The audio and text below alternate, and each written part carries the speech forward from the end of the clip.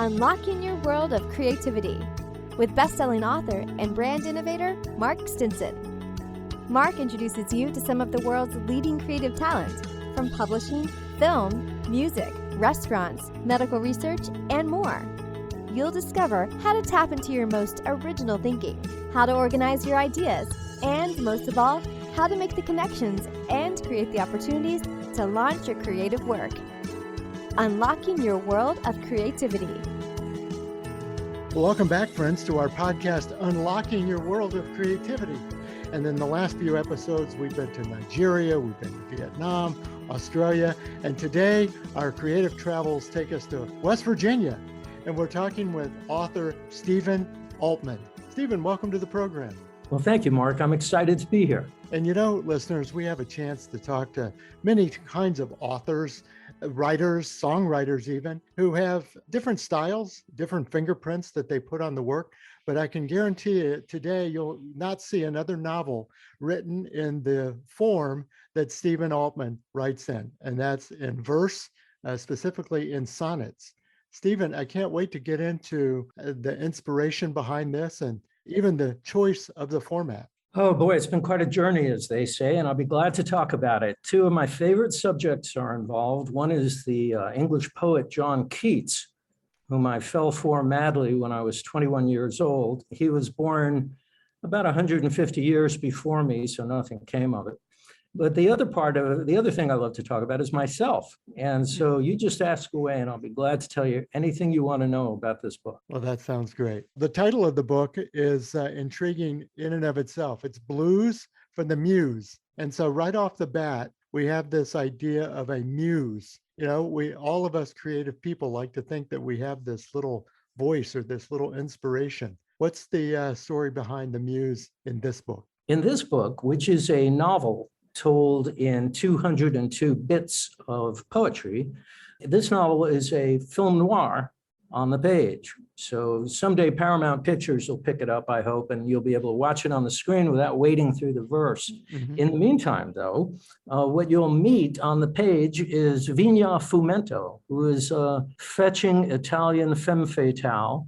If you watched film noir when you were younger, or even the modernist film noir movies, there's always a femme fatale for whom the hero just loses all of his brains. And that's what happens here as well.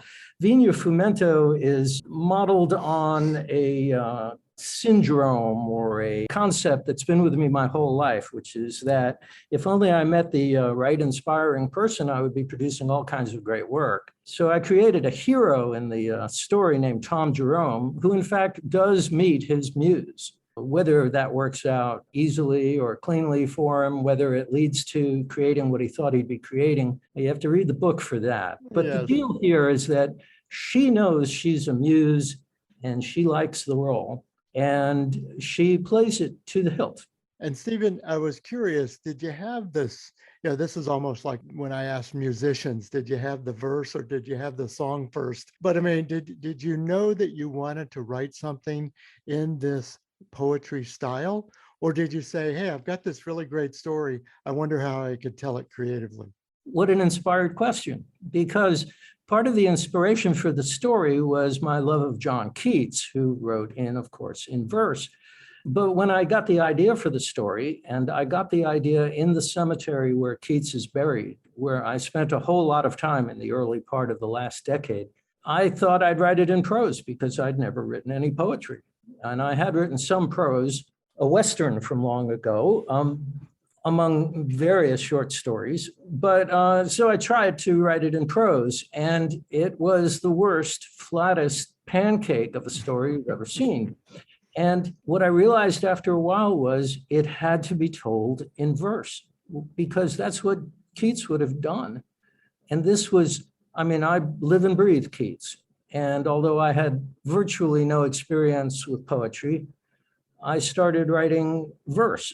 And I'm not even sure now, Mark, whether I should call myself a poet, but you work on it for 8 years, you learn a thing or two. Mm-hmm. Yeah, exactly. The listeners are already thinking, I can't imagine a novel written in verse. So perhaps we could set the stage here a little bit for folks and have you read us a passage from the book.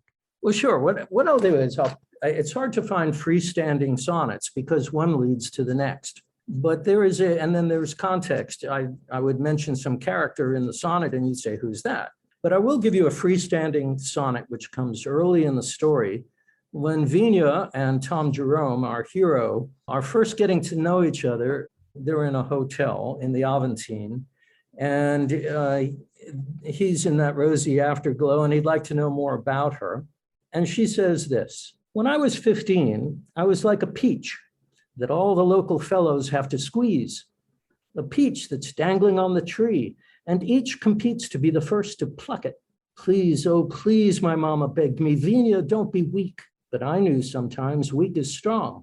And was I wrong? A girl can have the world for just a song. I told her so.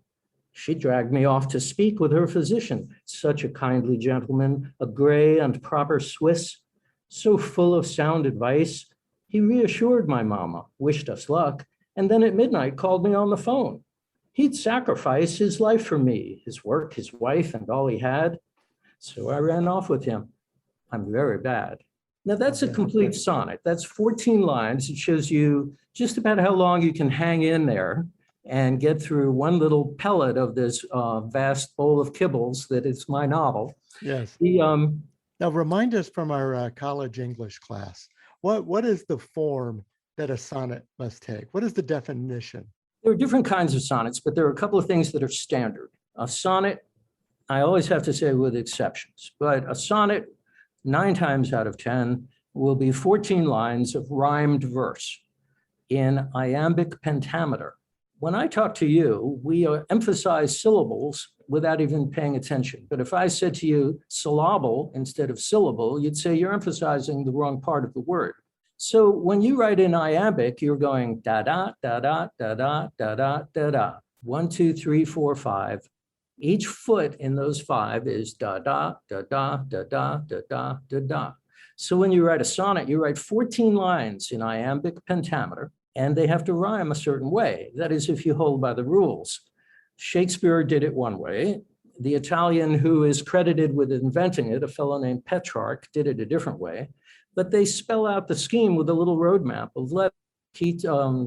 Shakespeare's is A, B, C, D, C, D, E, F, G, G. Petrarch's is a different one.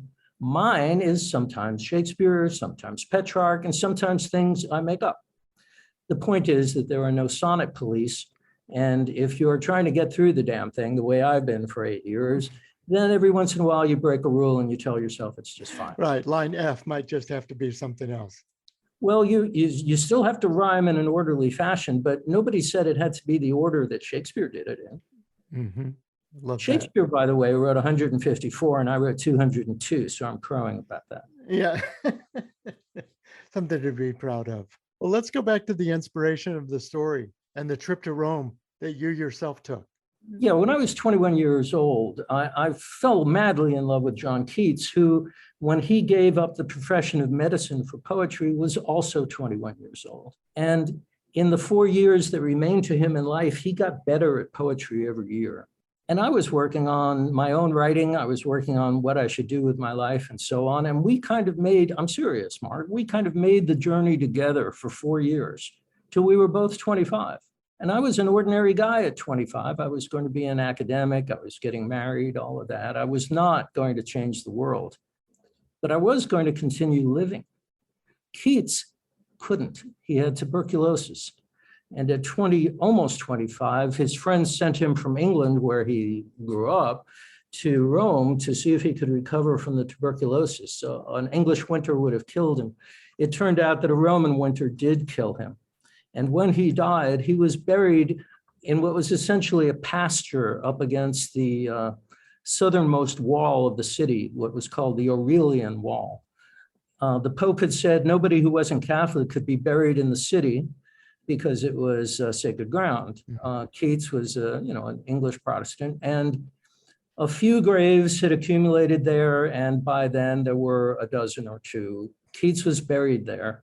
And soon thereafter, they closed that segment and opened up the adjoining land to become a regular cemetery for Protestants or European travelers who weren't Catholic.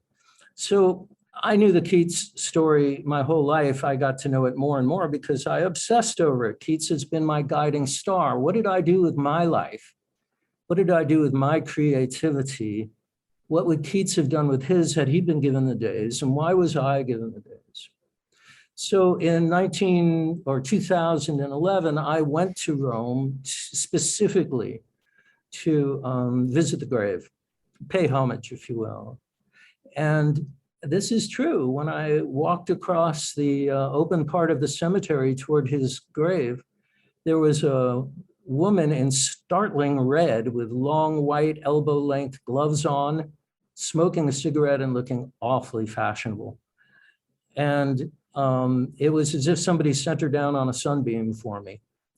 I got to know her that day and that evening. She was not Viña Fumento, my heroine, by any means, but I started thinking there's something going on here. She and I walked around the cemetery and we talked about what I just said to you, which is, how come you and I are here and John is not? Now, that was the inspiration for the thing. I got to know Italians. I stayed in Italy and went a couple of months a year for years thereafter. I got to know them. I got a sense, as much as any introductory touristy American boy can get, used to get acquainted. And all the little bits of those trips, but here's the important part, all the little bits that had gone into making me over the course of my 60 years made themselves known. And that's a point I would like to make about this whole experience of writing the story, which is that what you learn if you live with a piece of work the way I did is what you are made of. There are 8 billion people in the world. There's only one me. There's only one Mark Stinson. There may be somebody else close, but there's no specific Mark Stinson who has your accumulation of experiences, inclinations, taste, ambition, skills, drive, intuition. All of these things were there in me. And when I gave them an outlet, they all came together. I just had to give them time and take it easy on myself while I did the work. There were bits and pieces of the 10-year-old me in there, and I'll tell you about that if you'd like to know. There are pieces of the 21-year-old I just mentioned. There were the 60-year-old in there. And when I was done, when I finished this thing, I was nearly 70, but I had grown in ways that it took decades and decades to prepare for. Mm-hmm. And all as, I guess, fodder for the work itself, right? All this inspiration that came in. Certainly in this kind of format, the work is a different kind of work. I mean, it's one thing for the author to say, I'm going to sit down at the typewriter and I'm going to write, but you also have this format that you're trying to fit in. How did that process, go for you over time?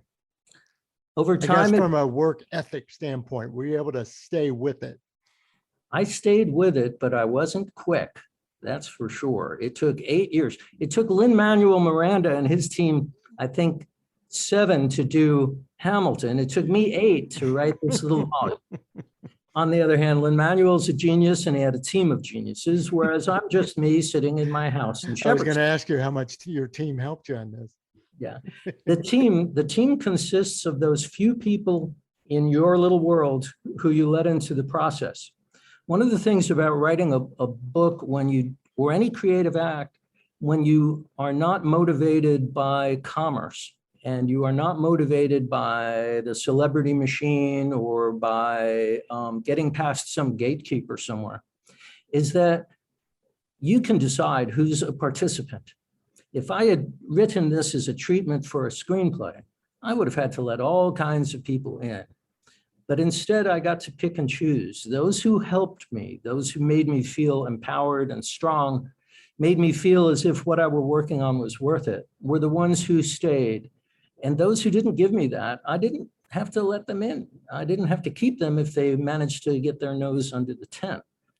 That was another lesson. It's insanely valuable to know why you're in this thing in the first place. Mm-hmm. If you're in this thing because it's in you and it's got to come out, if it's the thing you really want to do and say, then it doesn't matter whether somebody buys it. And if nobody buys it, you're free. Have humble but exacting goals is what I kept telling myself. My humble goal was to see the damn thing in print. My exacting goals was that it would be what I wanted it to be. I would never settle for less than that. Mm-hmm. And now that, well, we had a garden party in Shepherdstown at the beginning of October. 85 people showed up in the neighbor's garden. There was a little jazz quartet there or duo there. Everybody came by. Most of the people had read it. And what greater gratification could I have than to have stayed with this project and had my friends look at me and say, you know what, I'm surprised, it's very good. And the fact that people are reviewing it now on Amazon and saying, you know what, I never read poetry, but this was good. Well, that's wonderful. But the important thing is that 8 years ago, when I decided to switch from prose to poetry, it worked out. And now I don't have to do that anymore, damn it. Yeah, you could do something else. Yes. But the fact that it came from you, I do want to pursue that a little bit more. But first, perhaps share another passage with us that people might appreciate the form and the verse and the story a little bit more. Well, I'll give you one that just establishes the setting, even though this comes at the end, because the story begins and ends in that cemetery, which, by the way, is my second home. There's a bench that I worked on, where I sat and worked on this many an hour. It has a plaque on it because I endowed the bench so that the bench sits in front of Keats's grave, and it has my favorite quote from Keats on it, rather than my name, which I would be undeserving. I once sat on that bench and I watched the little gray cloud approach through the skies of Rome, stop overhead and rain on me and move on. I am a big believer that this thing was meant to be. I'm also a big believer that everybody's got something in them like this. If you work on anything other than that, you're not working on what you're supposed to be working on. Anyway, I'm Good dragging reminder. you both here. I love that. This is a sonnet that just describes where they are. The meadow by the old Aurelian wall was where they buried, at the Pope's decree, those sorry travelers, non-Catholics all, who while in Rome fell prey to their mortality. Above, a marble pyramid had towered for 2,000 years. Children played, the sheep would graze, the daisies flowered. And here, some decades later, Keats was laid. He died in Joseph Severn's arms, a friend whose guileless generosity belied heroic depths of feeling. With him till the end he was, and now he's buried by his side. Here on the wooden bench before their graves sits someone. When she spots Jerome, she waves. Very nice. Thank you. Yeah, I think a lot of these reviews that you mentioned also mention that there's some humor, there's some emotion, there's a kind of a roller coaster ride of all the emotions in there. Tell us about that. This book is under the category of comic adventure, romantic adventure, humorous prose. Those are the things that Amazon's algorithm is looking at right now, because the thing is fun. Mm-hmm. It's fun because it's got things in it you wouldn't imagine were in the same book. It's got Viña Fumento, this film noir heroine, who is married to a mobster who owns a restaurant where she is the host, a very stylish restaurant. But when he's not working at the restaurant or overseeing the restaurant, he's a gangster and pornographer, and he's a movie buff. And when Tom Jerome tells Viña that he makes movies, that he's a Hollywood director, somehow or another, and I won't spell everything out, he gets directed to her husband, who says, I'd love you to make a movie for me. In fact, you have no choice, and I'd like it to star my wife. And Jerome, who has no intention of doing that kind of thing, says, well, I'll take the money and then I'll steal your wife and run. All kinds of complications ensue. There's a cast of characters who, as in almost any book like this, turn out to be gangsters who really want to be movie stars. But there are bits and pieces in this story of everything, so that one character will quote Omar Little from The Wire to another character, or one character will quote John Keats, who nobody ought to know about, but the other one will say, oh yeah, I know that line. So this kind of thing is happening throughout. My key need as someone who hoped people would read this was that they would get it, but also that they would have the opportunity to get it by understanding the poems and not having to struggle with them, that they would have the delight of reading one rhyme after another and being carried from sonnet to sonnet. This was hugely important to me because I love poetry, but most of the poetry that's written now is not my idea of entertainment. I wrote this to entertain myself, to say the things in it that are quite heartfelt, but to do it in a way where you'd really want to read it and maybe even read it again. I like that. And I like that people at this garden party were not only delighted, but they were surprised to be delighted. They're like, I had no idea I could read a book like this, but B, that I would enjoy it. I've heard this about blues for the Muse again and again from people that they ought to teach this in school for poetry instead of that stuff we had to read. I don't want J. Alfred Prufrock. I want to read about this guy and this girl at this hotel in the Aventine. Well, it worked out pretty well. I have no idea if it'll ever get beyond the small circle of readers, which will probably be in the hundreds at most, but who knows? The goal here was not to get a vast audience, although that would be lovely. The goal here was to do what I needed, and I did.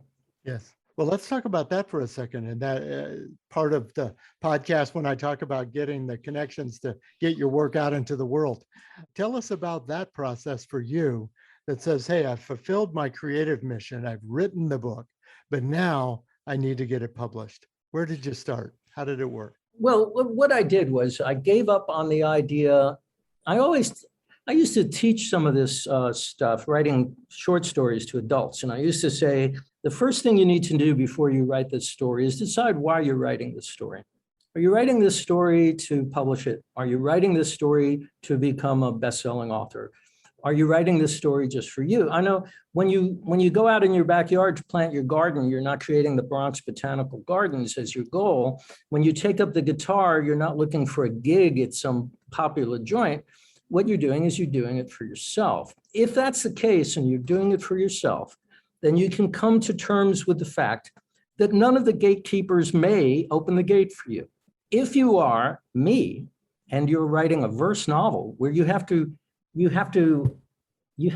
tell people what a verse novel is, where nobody's read a verse novel, where they don't read poetry in the first place, by and large, where they've had tedious experiences with poetry. Well, what you do is you say, okay, I'm going to write this, and if I have to publish it myself, I will.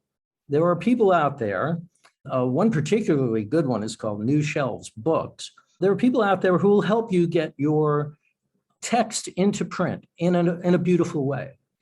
I drew into the process the person who runs New Shelves Books, but I also drew into the process local folks who illustrate and design. And we made a little project after the book was written. We made a little project of creating a gorgeous product. So therefore, you have this beautiful volume. So if you just want to put it on your table and say, look at me, I'm literate, you can do it. But if you open it up and read it, that's the part that I was most concerned about. Now, I had to make the decision early that I wasn't going to bring it to a publisher. The reason is that life is short. Publishers take a long time to make decisions. And the place your poetry goes to first, the place your prose goes to first, if you're unknown, is to readers who are very, very, very low down the totem pole. Interns, who are there for the summer, that kind of thing. And the publisher has saved the stack of over the transom manuscripts till the summer so an intern could do it. I can't wait around for that. I wrote this thing to have readers. And the most important readers were that circle of folks who I could reach if I put the thing in print myself. So for me, it was a two-step deal. The first step was to get a copy of the book into existence and to make sure it was available on Kindle too. But then to hope that by publicizing it, somebody who actually has a larger operation than I do might pick up on it and say, hey, you know what? We'll put the power of Knopf behind this thing. I have no hopes for that, but serendipity does happen. So I encourage all of my friends, tell your friends, tell it to the people in the book club, tell your friend who says he's got a father-in-law who knows somebody in publishing. Let's see what happens. Nobody would have thought I'd ever write the thing in the first place. So who knows, maybe something even bigger will happen. Exactly. Well, I will definitely put the link for the Amazon copy in the show notes. But where can we connect with you, Stephen, and follow your work? You've got a very prolific blog that tells even more stories and stories behind the book. So I'd love people to be able to find you. That would be delightful. If I begin to get more readers of the blog, I threaten you with writing more blog posts. The blog is called, or the site, which also has links to where you can buy the book, is called bluesforthemuse.com. And there's also a Facebook page, Blues for the Muse, on Facebook. Blues for the Muse on Facebook is where you're more likely to run into me every day or two, because I always put something up there, because the rule is you need to maintain a continual presence. I maintain a continual presence for right now for a very small number of devoted fans. Well, that's great. Every time they read, I'm sure they're inspired even more, because you just keep the thread going. And that's what I like about it. Thank you. I have right now that it's in print, I have no deadline, and I can spend time promoting the book, but also conveying my little, apostolic message of go out there and do your particular thing, because there's nobody really who has the power to stop you if you want to do it yourself. Well, I sure appreciate you coming on the program and sharing not only your work, but your inspiration behind it. Thank you, Mark. It was a pleasure to be here. Yeah, it's a lot of fun. And listeners, I hope you gained from this too. Just as a reminder, Stephen's book is called Blues for the Muse. You can check it out online and at your favorite booksellers, I'm sure. So come back again next time. We're going to continue our around the world journeys to talk to creative practitioners of all kinds to explore their unique fingerprint on the work. Like today, we've talked about a novel written in verse. What else is going on out there in the creative world, and what could inspire you to put your own fingerprint on your work? We'll find out how creative people get inspired, how they organize their ideas, and how they get the confidence and the connections to launch their work out into the world. Until next time, I'm Mark Stinson, and we're unlocking your world of creativity. Take care. Unlocking your world of creativity with best-selling author and brand innovator Mark Stinson. This program was produced by BSB Media, creators of IntelliKey Leadership Stories, Unlocking Your World of Creativity, and thepeaceroom.love. We've created a special offer just for listeners of the podcast. You can get the book, A World of Creativity, for a special price of $5.98 for paperback, and the Kindle version is only 99 cents. Go to mark-stinson.com to take advantage of this special offer. Our podcast is supported by Adobe and the Adobe Creative Cloud, the world's best creative app and services, so you can make almost anything you can imagine wherever you're inspired. We use Adobe to help make this podcast, using Audition, Premiere Rush, InDesign, and more. So join the creative community with the Adobe Creative Cloud, and let's make something better, unlocking your world of creativity.